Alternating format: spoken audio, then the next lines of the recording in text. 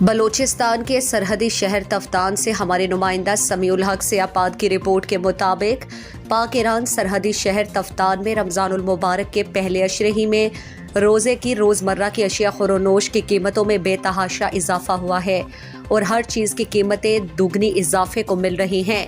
بازار میں دال، سبزی، گوشت، آٹا، چینی، گھی اور فروٹ کی قیمتوں میں منہ مانگا اضافہ ہونے سے شہریوں کی پریشانیوں میں اضافہ ہو گیا ہے۔ بڑھتی ہوئی مہنگائی نے شہریوں کی کمر توڑ دی ہے اور روزمرہ کی اشیاء خورونوش کی چیزوں کی قیمتوں میں اضافے سے لوگوں کی قوت خرید جواب دے بیٹھی ہے اور مہنگائی کے باعث ہر شے کی خریداری عوام کی دسترس سے باہر ہو گئی ہے۔ اس سلسلے میں مقامی شخص نے ہمارے نمائندے کو بتایا۔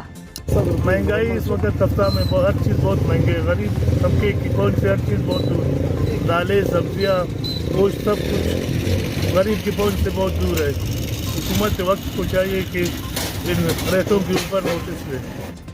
ماہ رمضان برکتوں اور فضیلتوں کا مہینہ ہے جس میں مہنگائی اور اشیاء خورونوش کی قیمتوں کا فوری جائزہ لینے کی ضرورت ہے تاکہ شہریوں کو مہنگائی سے نجات مل سکے اور لوگ بآسانی خریداری کر کے ماہ صیام کے دیگر اشروں کو سکون سے گزار سکیں۔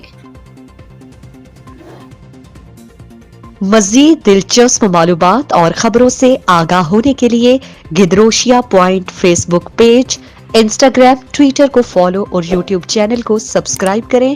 بیل آئیکن بٹن دبانا نہ بھولیں